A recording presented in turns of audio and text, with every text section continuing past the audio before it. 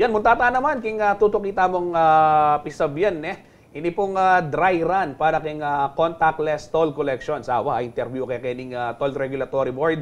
Pero ikayo po kabalen, magkay kayo pa, mag-cash kayo pa karing toll gate, karing expressway. Pakibaluan tayo po, yung detalye kay VTR ini. Balaos ing gagawandang dry run para king contactless collection king North Luzon Expressway o NLEX. Anya October 1, petubad day ni king Angeles ang pong tabang toll plaza. Agpang kang Julius Corpus, spokesperson ng Toll Regulatory Board, meging masalese naman kanu ing gewadang dry run ay numpisan ang yapang Setyembre. Gusto pong ibalita ka rin kambalenta mo, ka rin kaya dita mo kaniking Pampanga, na yung kakatamang dry run is going on smoothly. We had some initial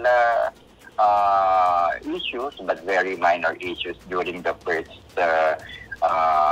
salvo when we started it in September 1. Atin pamurin kanong minor issues pero aresolbada mo rin ini. Kaya biya kanu karing ikit da, reng motoristang miki RFID pero akalingwan dong paload, sangkan bang may kaproblema king pila at kailangan da pang matras bang muntaking cash payment lane. Hindi naman po atin ng RFID, sana naman po di nandun loading ka rin ng RFID nang sa ganon mas mapabilis po in transaction at hindi magbagal. Masisuyo kami ka rin kaya katamong kabalen na sana po supportahan dating kaya katamong initiative for eventually for the electronic toll collection system through cashless and contactless system through the RFID. Nang sa ganon po mas mapabilis ang kaya katamong transaksyon kaya karening toll plaza. Linino naman Corpus na malyarila pa rin kanong lungob, karing expressway ding alapang RFID. Dapat makanyan man, mas masanting kanong pakabit na naman, uling ka rin mo rin papunta ang kimutagagawa ng Toll Regulatory Board. Payagan na naman po na maka-entry or exit intamutin, muntalakit ang lane na designated lane, nung ka din pwede lang magbayad cash. At the same time, they will be encouraged na magpakabit na ng RFID para kaya tutuking pagdalan na kaya ang toll plaza nita, mas mabilis na po yung transaction. Alaya pang definite timeline ng Toll Regulatory Board para king full implementation na ning contactless transactions kareng expressway. Depende kano ini king maging resulta na ning dry run agawan pa, antimuri ning sarili ng pamag-aral ning Department of Transportation na mikiupayang magdesisyon, Dikil Kaniti.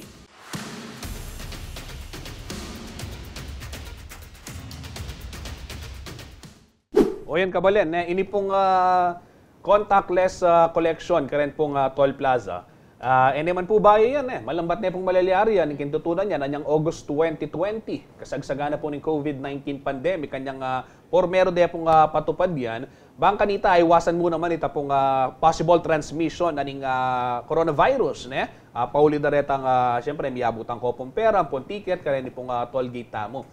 Dapat anyang panahon nga ita, cover tayo naman yan, dakal na talaga, resina lang sang, agpang kang Julius Corpus, sabi yan, birth pains, pero i-correct dala naman ka, no. 3 years after, more than 3 years after, since August 2022, na ano yung sitwasyon? Paulo G, ika ba at inang RFID?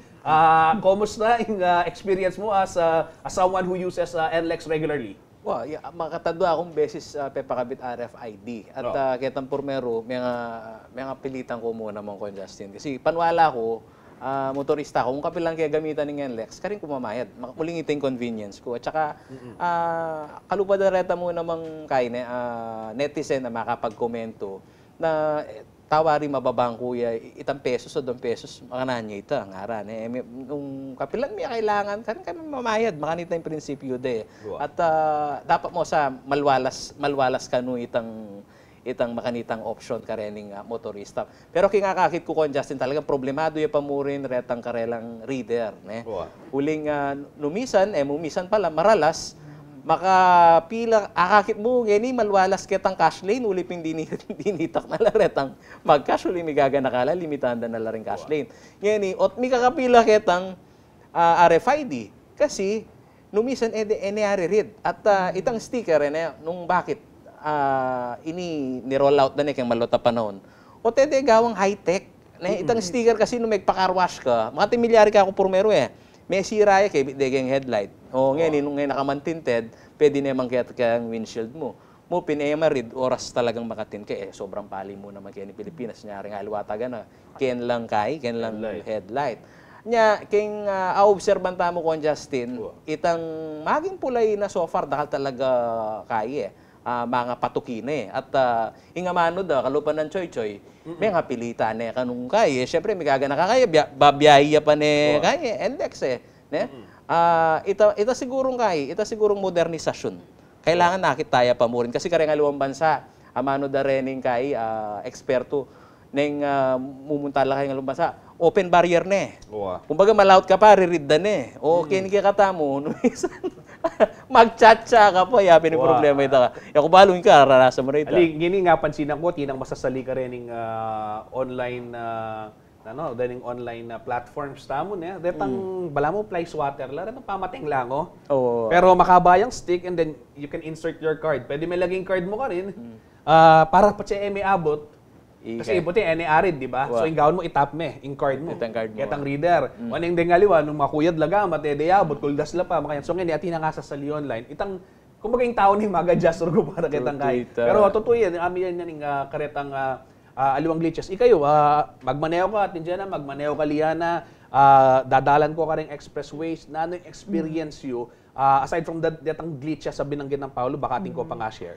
Nung itang nga sasabihan nga purpose, nung bakit ating RFID, syempre itang mumuna na, itang nga pandemic. Pero nung lalawin tayo, wapi naman, kasanting na, nung mabilis. Nung mabilis itang flow na ni nga traffic, kareng NLEX exit, kasi nakapinamala ng cashless transaction. Imamupin, itang nga manwa ng SERPA, madidefeat itang purpose, kasi itang infrastructure, itang sistema magagamitan, ready. Masyado yung masantinging vision. Pero tayo, pig sa dyan masalese. Ako naman, ketang part na amanwa ng SERPAW na mamayad ka, potang gamitan may serbisyo. Ako naman yung naging positive na kanako nitang gagamit tamong RFID. Kasi nga the last time na dininan keng laman ng RFID ko, 500 is the minimum amount. So atin niya, potang tutuki keng gamitan. At least na akong mamayad kasi balo ko atin niyang laman. So balo mo itang makata medyo mababaw pero sasaya ako. Ako na kailangan mamayad kasi loaded din ka na akong RFID. Igaliana. Niyang kayman ko yung Justin niya po tan lulay ko king NLEX. O ning akit ko, uling pagminsan naman okay masalese po, kumbaga convenient. And pagminsan nakit mo kasi detang pila karetang cash lanes. Anang kakaba, lalo na pag rush hour, pag pauli na ding magobra, ding magaral. Yan, uling balo mo naman din kapampangan ko yan, Justin, likas lang mapangaya, mayabang. Yan, po ata mag-drive ko. Siyempre, lumal ko ketang may RFID, uling atin yung RFID sa Kenmi. Kayang kukanta, na yan, ako pa kasi magpalagay RFID, kaya makabay tuloy yung pila you can. Yan, ito yung, kaya naman na, masanting naman na pag minsan, talagang mabilis naman yung biyahe. Actually, yung sasabihan ng Liana, I share the same experience. Naning kay, talagang po tangakit ko, lalo na kaning potang lungwal ka, king Angeles, itang king Angeles Toll Plaza, nung manibatan ka mo San Fernando, baka yan, akit mo, anang kakabang yung pila, ning kaya mag-spill over na, kitang mismong NLEX, uliping detang atsuking cash lane, pero puri ko na naman pakaintindihan kasi nanularetang sangkan. Karing kakakasabi tamo ka rin tao, ikatamo, what we said a while ago were all our personal experiences, but nanularetang asabi da. Rin kaya katamong kabalen. Anti mo, ningaliwa sabihan da, balo ko na, ikong Daniumol, for example, karing passenger group, alaking pamayad, 500, malya masyado, which is also valid. Tutuya rin naman ito. Pero ning kaya kakit kung pakapilaking cash lanes, makasanting lang sa akin, bala mo yung Paulo G. Ang kaya SUV lang sobrang 7 natin lang pamayad. Pero nano kayang sangka, no? Tayo lapin bisa. Kaya panakit ko at pinila ko kita mismong boot nung rin dakal maglagay RFID. Dakal technicalities na dapat misamas pa. Kalupa na nitang ownership na ning saken, yung rehistro. Yung second owner na ka at itang account na nitang metong, panagalan me talaga itang permana na mi palagyuya kaya ka. Metong yamo naman. Karatang technicalities sa tungkol kayong ownership na ning saken. Baka nitang account mo kaya itang RFID, naning toll company misama siyang masalese. So karetang pa makapag RFID yapining sitwasyon dangeni kasalungsungan ita ko yan Justin. At kay paniman-manda naman din aliwang bisa pang pakabit RFID, panwala di na nyo kaming option. At ingakakit mi kasi kaming bad experience Kalupa daretan tipong, ot balami, hold up kami ana. Kami man di nalagyan makain, singil da kami na mo ana. Nanong maging problema nga na. Kasi ating malalyari, numisan, mag-function itang RFID. Ang ganda dala na pa itang card reader mo. Ngayon gawa ng yan itang gwardya, di na nakang ticket. At karas mo ka rin, BME, ketang magay, ketang mag-assista.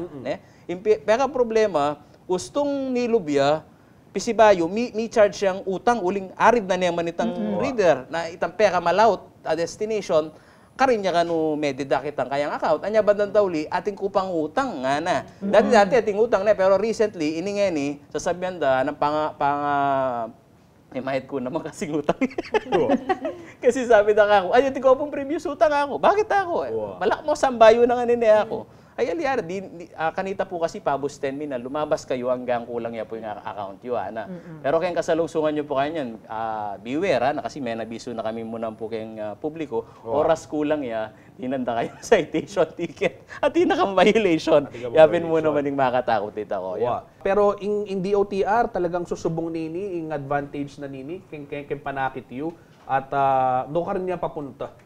Kumbaga, with the way the things are going right now, and of course they are doing this continuous dry runs nanuya ing dapat tamong banten kaya ni atin Jenna. Yak kay nga lawi ako kay ni Justin masanting nga ing para sana ing nasa na ning DOTR nung bakit atin tamong RFID system. At saka siguro parti na ning nanong mga implementa bayong sistema itang mamagluwal la ring problema. Uning itamo magsettle ketang talagang makanyan alata nang akarapat yaping ning sistema ali ikita na laretang problema mantun tamong solusyon baka nita tunggal-tunggal ma-address la rin. Mag-read, mayakiting balance, retang malulod na magkautang ka. Reta siguro dapat tutukan na lang ng DOTR. Alita mo sabihin na laging problema na ng system na pagtsaganta na ing makanta. Matunta mong solusyon. Baluta naman na makanyan talaga yung problemang kayarapan. It takes two to tango.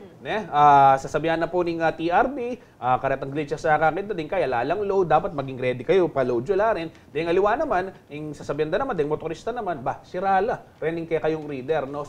Siguro ba nga lakos tayo nga sa lesson, maragulya part, ulit pareho lang private sector din, maragulya part yung gagawa ng gobyerno kayo na dapat, akay na la. Kumbaga akumpasa na la, rin pong mamalakad karing mihalawang expressways, na talagang i-improve dala pa din karelang system. Bang kanita, itamo naman pong daralan, kaya hindi pong makanining pasilidad o infrastruktura, eta naman gagamos muntok pa siya mamayad, kay ba't mapeperwisyo tamo pa.